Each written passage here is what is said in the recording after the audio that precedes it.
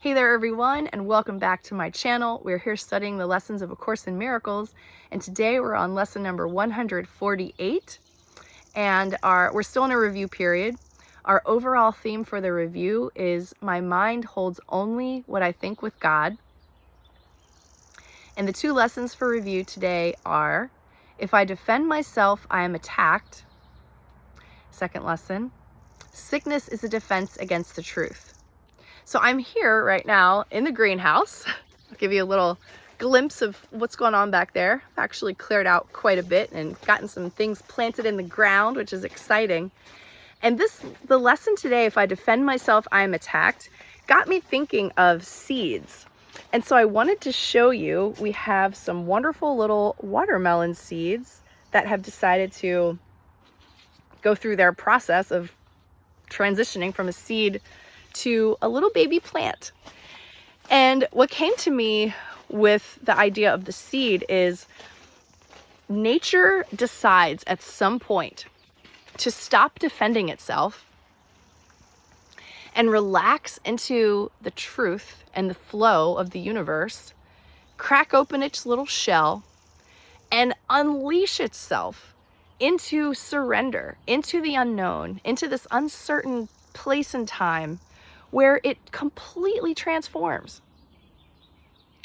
And so if I defend myself, I am attacked. That's a very human thing.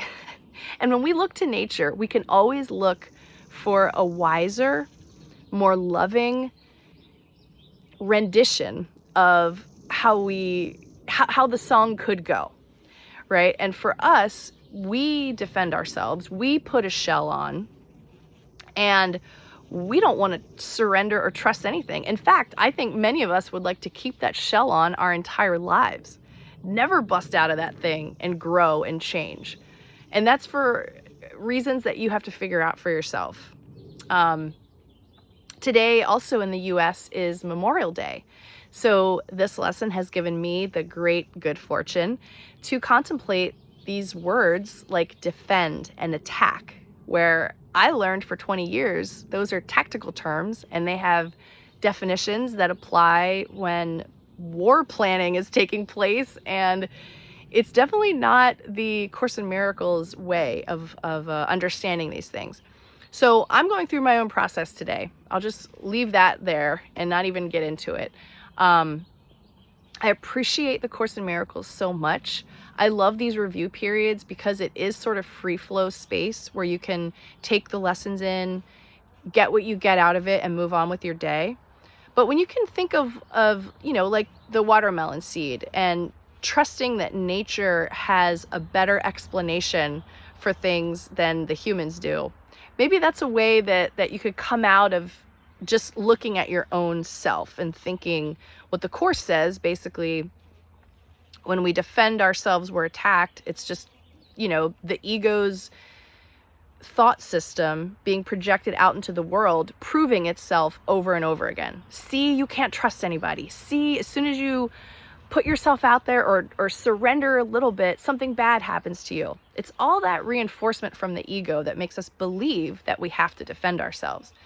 And yet there's this God-given wisdom in that watermelon seed that knew exactly the perfect, correct, right time to break open its shell and allow this new transformed life to move through the soil, up out of the soil, to be so vulnerable, a little baby seedling. How vulnerable is that?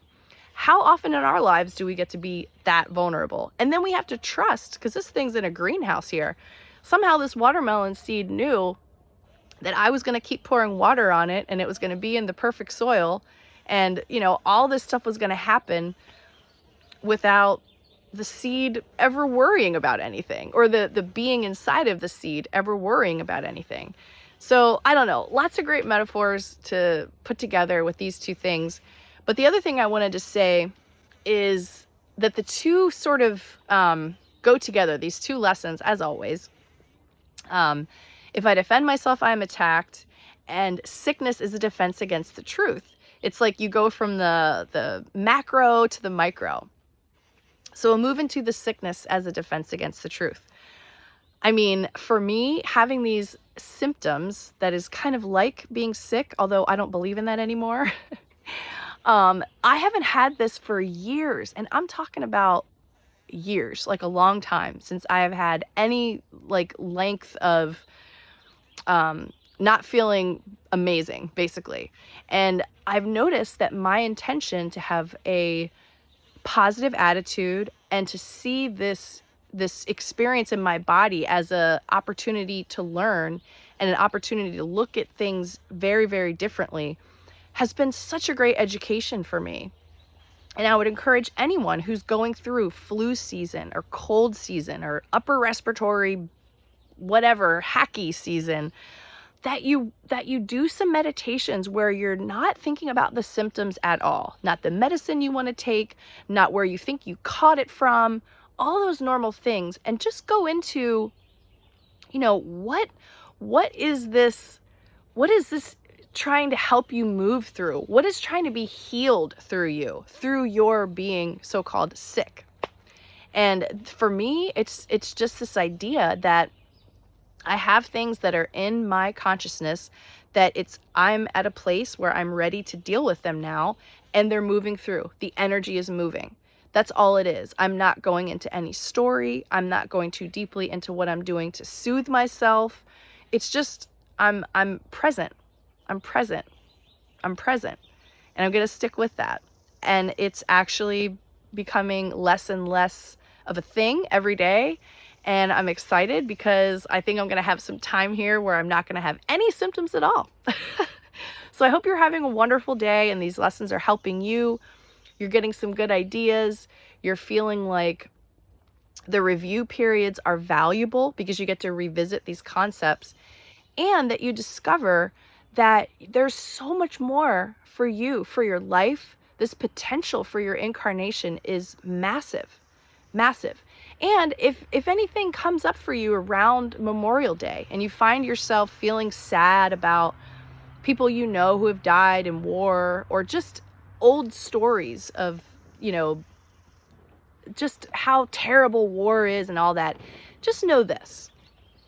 I've deployed 3 times to a combat environment, and the level of excitement that we would all feel when we were preparing to go, I can't even put it into words.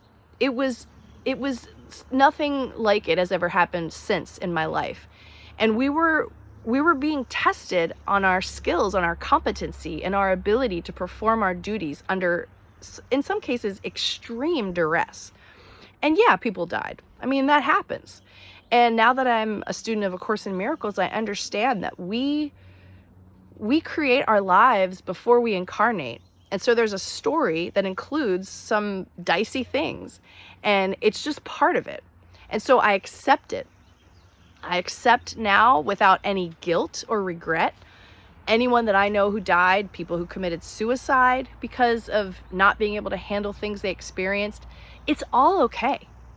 And my recommendation is to do something today that feels thrilling or exciting to you, rather than feeling sad about people died during war. I mean, where we're at right now with the collective consciousness, it's just a thing that we're dealing with. This whole idea of war, the fact that there are wars happening and just violence that's out of control in some places, it's just a thing that's going on right now.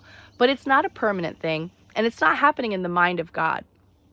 So you have to learn how to digest these things and not be swept up in a narrative that wants you to be sad. I just saw 9/11 on the timer too. Don't be swept up in a narrative that wants you to feel sad and guilty and sorrowful and, oh, woe is me and woe is the world. Oh, I wish things could be settled otherwise. Just trust that all is occurring for us to learn and experience and grow. And it's all okay. It's all perfect, in fact. No need to fret or be sad or worried. Just be happy.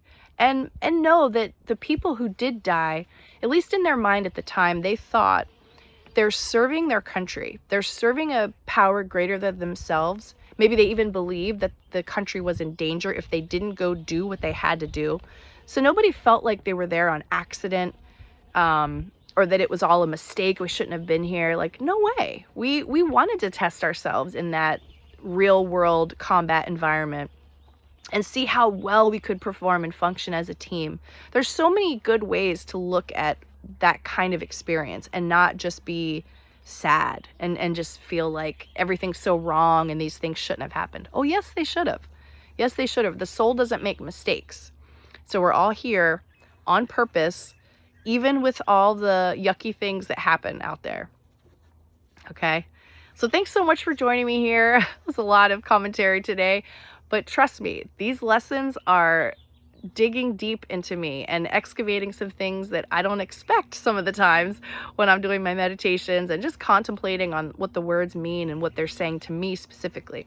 And I hope you're receiving your message with an open mind and an open heart and a desire to transform like that watermelon seed did, from this little tiny seed to a gorgeous, amazing piece of fruit that is nourishing and hydrating and sweet, and what an incredible treat and a gift to the world. The watermelon is a gift, you are a gift, and these lessons are binding us together in a way that is proving that it's worth it to invest in yourself any little bit of time, because our inner peace, it radiates out, and we continue to attract into our lives the peaceful and the good and the helpful and the loving and the surrendered beings that are meant to be in our midst, in our energy field as life goes on. So love you very much. Thanks for joining me today, and I will see you back here in the next video.